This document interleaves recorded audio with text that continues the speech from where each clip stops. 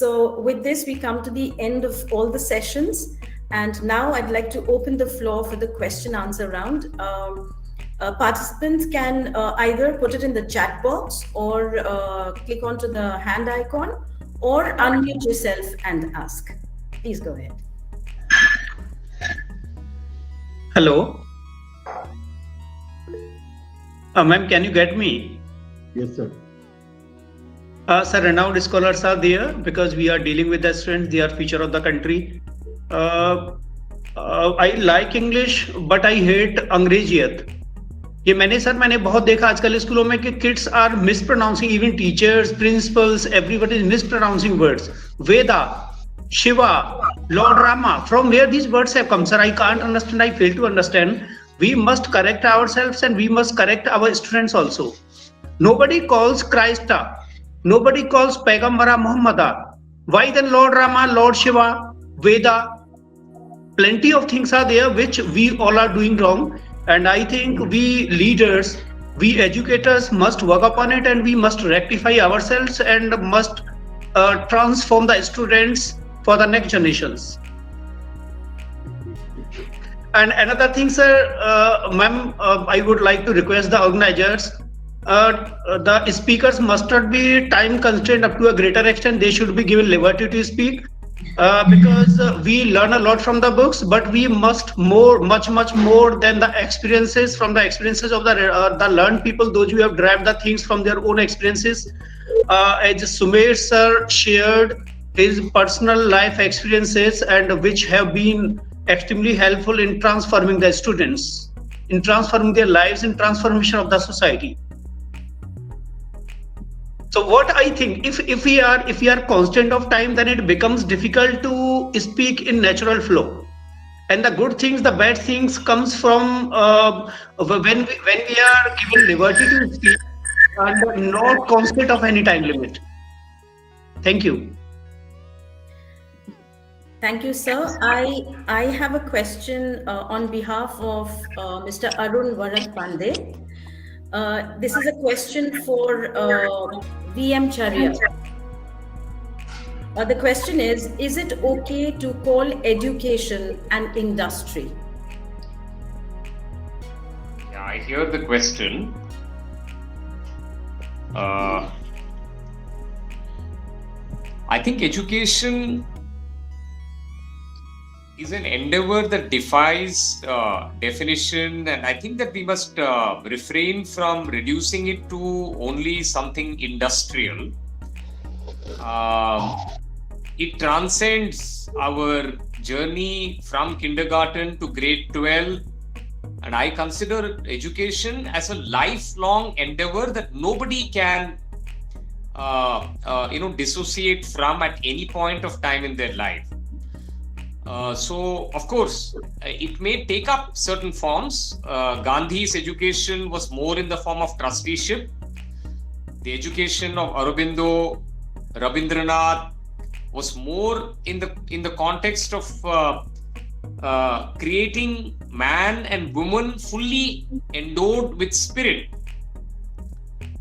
And of course, in modern times, we are looking at institutional structures where it is being run in the context of a business model. I don't have a problem with that, but there is a much larger goal in education that we must never lose sight of. I hope I have answered the question that was asked. Yeah. Thank you, sir. I can already see a couple of eager hands, but I'll just finish with Mr. Arun's questions, if you will allow me, please. The second question goes to Mr. Daniel Kare. And the question is, can we also include problem definition in progressive education? Yes, thank you for that. Yeah, I think in the whole field of progressive education, if we look at all the components that go into it, yeah, I think it's important to know what problems are that we're solving. So I think it is an important piece of that to have a definition of those problems, and they can be categorized, really, the issues that face us all, that drive us. So if I'm understanding the question correctly, yes, absolutely. We should focus on how can we deconstruct those problems around us and have them then presented in a way that all of us can engage with them. Thank you so much, sir. And the last question from Mr. Arun is for Dr. Sumer Singh. Can development of leadership be all-round or limited to certain spheres as per the inborn strengths of a person? Well, I think what Goenka Sahab said, that the first quality of a leader is humility. Now, if you have humility and you are in a leadership role, I don't think it can be compartmentalized or categorized. It has to be all round.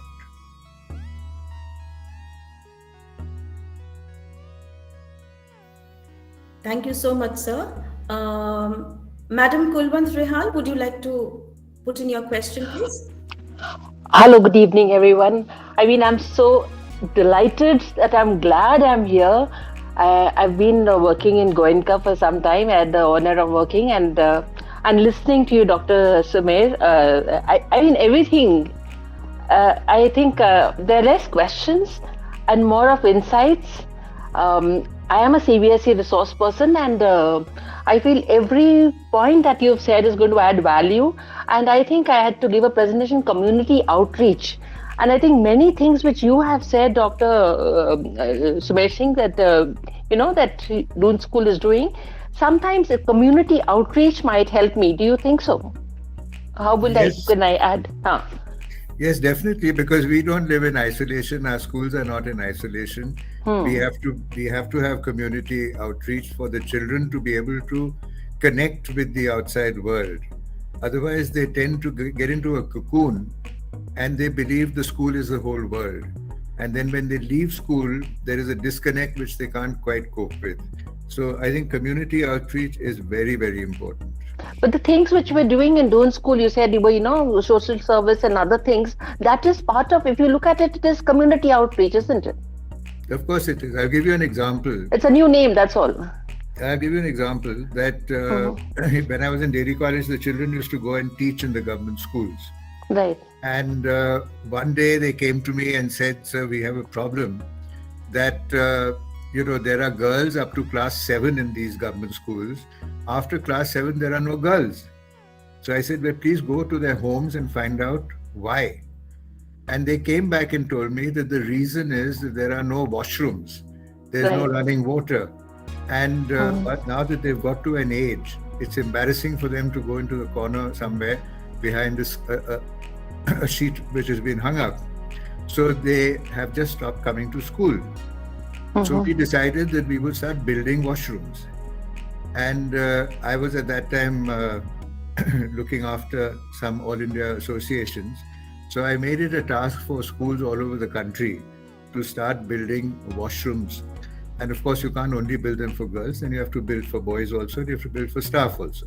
So it was not an easy thing, it was quite expensive. And after we had done about 24 washrooms, 24 schools, the head of the RSS, Mr. Mohan Bhagwat, had come and he asked me, he said, tell me what can we do for education?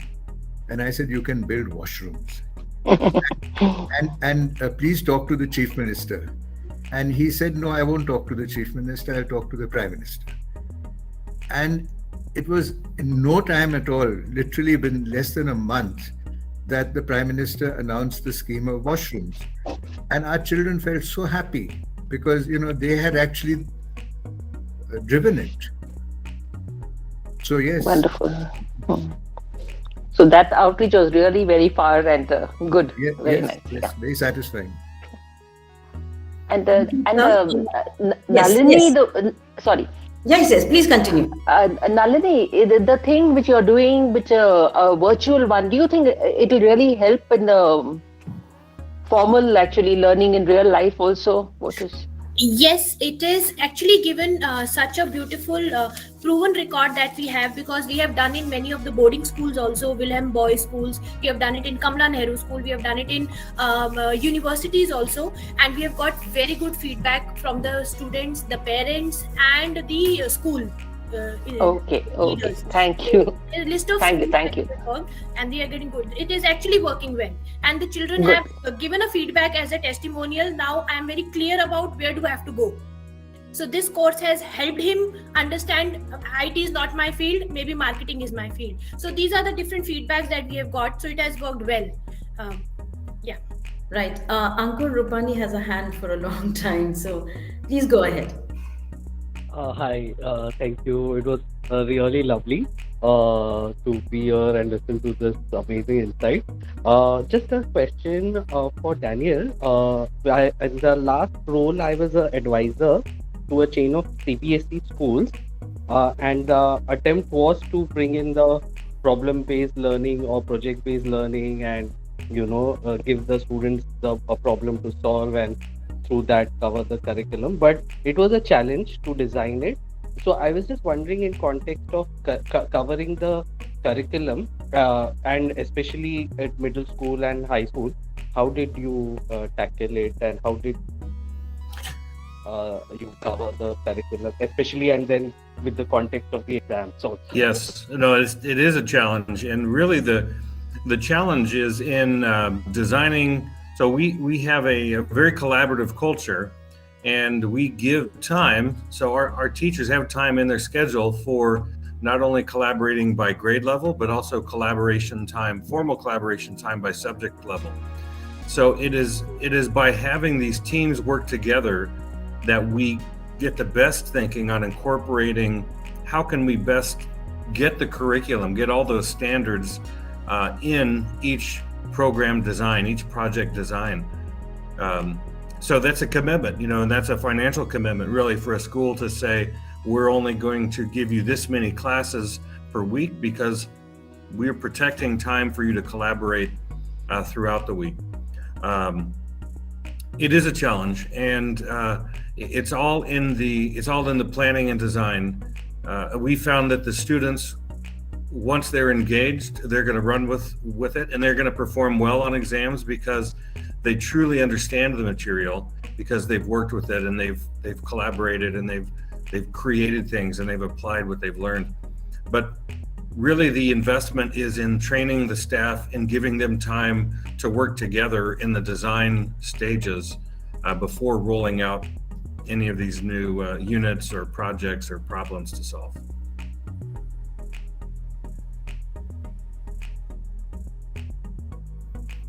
All right. Rahul Dangar. Yes, please go ahead.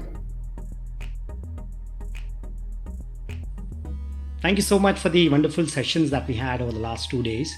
It was very interesting and exciting. This question is to Sumab Singh sir. Sir, I've studied from one of the oldest public schools of India, the Rajkumar College.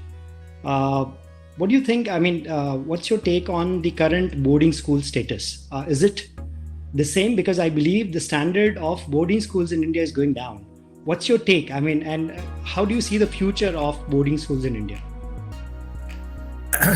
Rahul, first of all, you said you're from the Rajkumar College. I assume you're talking about Rajkot. Rajkot, sir. So the other one doesn't count, is it? It does, sir. Okay.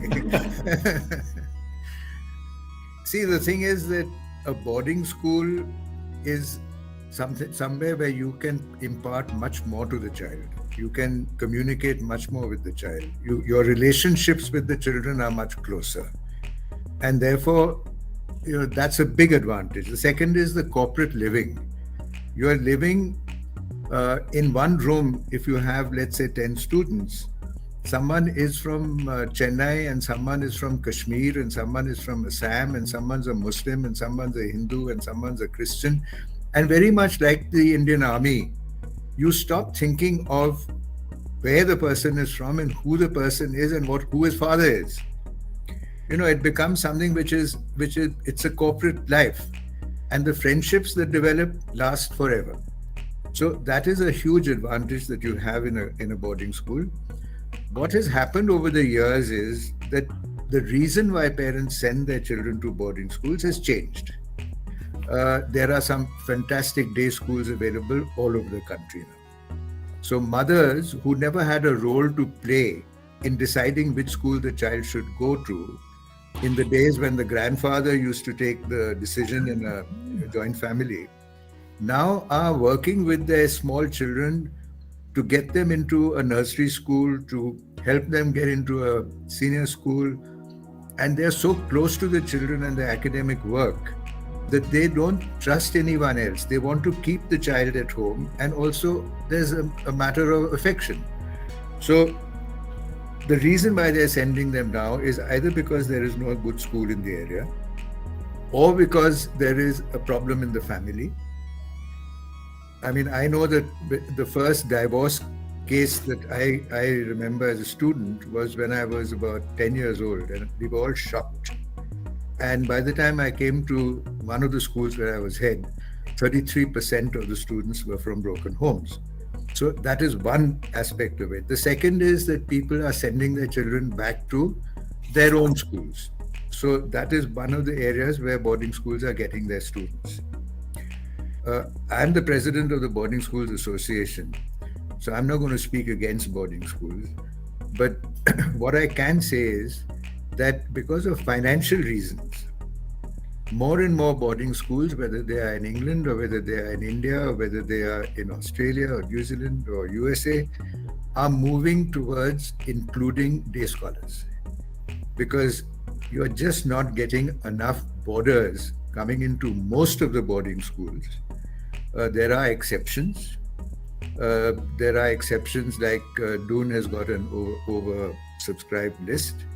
You have an exception like Mayo Girls College, where I was really surprised because I was helping them with their admissions when I was advisor there, that they are getting kids even today from every corner of India. I don't think there's any other boarding school in India, including Doon School, which is able to get children from everywhere. They're becoming more and more regionalized. So they are changing. Boarding school used to be a minuscule part of India where people from all walks of life would come, and where people from all religions would come. But it's changing gradually. That's why Doon School has now got a 40% scholarship and is holding separate scholarship exams in remote parts of the country so that they can attract people. But yes, you're right, boarding schools are not what they used to be in terms of being popularity, but in terms of what they offer, I think they're even better than what they were earlier. Thank you, sir.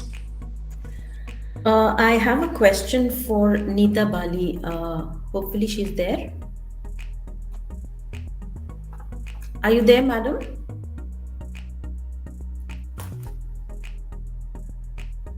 All right. Meanwhile, I'll move ahead with Dr. Shankar Goenka. You talked about public speaking, and I can't agree with you more. Public speaking today, I think, is the most important thing, and I also try to teach students, public speaking through the platform of Model United Nation conferences. And I realize, I always tell them that if you want to speak, just speak. You have to start somewhere, because they probably have in their mind that I'm not good. I can't speak this well. I don't know how to pronounce. These kind of things keep coming in their mind. As a result, maybe they have the potential, but they can't come out of it. So that's the kind of thing I keep telling them, that if you want to speak, start somewhere, just speak. And I don't know if I'm correct. So you'll be a better person to tell me that whether what I say is correct or not. Sir, you're muted. You have to unmute yourself, sir. So, I completely agree. The point is, we need to make them understand that, it is important. Class में होता क्या है ma'am कि teacher जो है by default 4-5 बच्चों को choose करता है। डिबेट है, आप करो, बोलना है आप बोलो, स्टेज पे जाना है आपको जाना है, प्रिंसिपल महोदय आ रहा है आप बोलिए, करेक्ट। तो मेरा मैं I always say ma'am the biggest mistake teachers and parents we do is we label our children. So I was heading industries, having 19 factories. And one fine day I went to my father, I said, Dad, I don't want to be in industries. He said, why? I said, Dad, I want to be teacher. And he says, get out of the home. And I left my home with 100 rupees in my pocket. And there was only one reason. The same thing happened to me. And Singh Saab, there's only one reason. Because I have 2 children at home, to whom I used to call search and destroyer. I was very good with my daughter Radhika, and I was very bad with my son Parth. Because my son used to come back from a school, books somewhere, shoes somewhere, copies somewhere. And my daughter Radhika used to put everything properly, books, shoes, copies. And when I used to go to society, I said, "Meri beti bahut achhi, my daughter is very good." Bole, why? Because she puts books properly, shoes properly, copies properly. And my son always used to hear the word naughty. And he started believing that I'm naughty. And he never saw his father in me. So I feel the biggest mistake I did is I labeled him. So the children who could not speak, instead of labeling them, we should motivate them to speak. And today my son is my guide and my mentor, and I'm thankful to my family that he says get out of the home, and it made me a teacher and a speaker, and I'm very grateful to my father. So that is why you're like heroes today. No. So the point I'm trying to tell you, ma'am, that speaking at every stage, that is why you see at home children don't talk. हमारे time में choice नहीं थी. Mr. Curry, at our time, we never had a choice. Mama says, father says, come on, get up. Someone is coming, you have to be ready. And now we have to request. So I personally feel that confidence is losing. And we need to, yes. I always tell ma'am that we need to speak a positive language. So that's what I say. Speaking is very important. Neither they are able to speak their heart, nor mind. They are not able to connect with each other, and speaking has become a great challenge. Correct. So we need to motivate, I believe. And even to seniors, you see, in the corporate world, what happens? These children go to corporate world, neither they are able to present it to their seniors, neither they are able to talk to their juniors, neither to their subordinates, and they keep on. Human beings are meaning generating machines. They keep on generating money. I should say, I should not say, I should say, I should not say. And that is where they go wrong. Because and when I speak about counseling, so Madam Nalini, Anand, I was very happy to see your presentation, but I believe counseling is all about listening. It's not about speaking, and that is what a school education need to understand. The children don't have vent.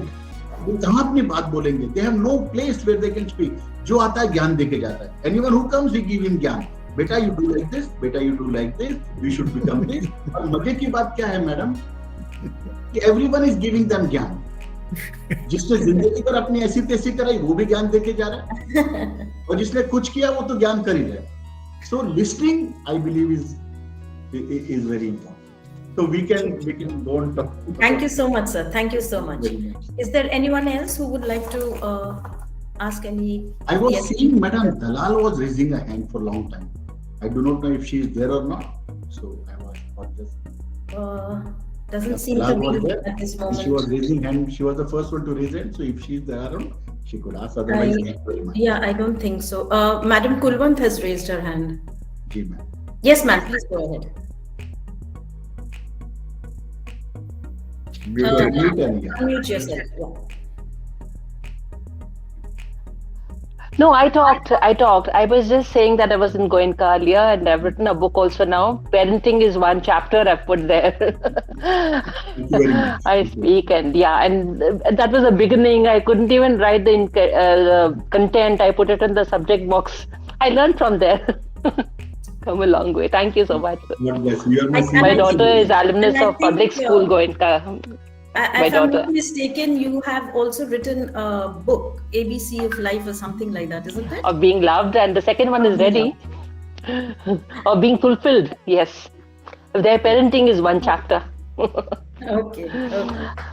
Thank you so much, madam. And that brings us to the end of this wonderful, wonderful session. Today, we are full of life and we're taking back home a lot of things. It's been an eye-opener to each and every one of you. So I take this opportunity. Yes, madam, you want to say something? No, thank you, everyone. No, Madam Vatsala Singh has just raised her hand. Can we just have a minute, please? Yeah. I just wanted to thank everyone, and especially Sumer Singh sir, because whatever he has spoken, actually, I've seen all that in practice. Sumer Singh sir, I don't know whether you remember me or not. Of course I do. Of course I do. It's a pleasure to connect with you over here, because I think so. We have experienced this practically, not only connecting and giving space of free thinking and free expression to the children, but to the teachers as well. And I was fortunate to begin my journey with Sumer Singh sir and Jayant Lal sir. And I've seen, and I think so, this is what I carry forward when I am a school leader, giving a space, a free, safe space to the teachers and the children, and allow them their unique personalities to grow. Just facilitating things and giving them the right environment to grow. It was a pleasure being here. Thank you so much. Thank you. And I take this opportunity to thank each and every one present here for this enlightened evening. And a special thank you to Future School Group for creating this platform for such elevated interactions. Thank you very much. Good night and God bless. Thank you. Thanks to all. Thank you. Thank you.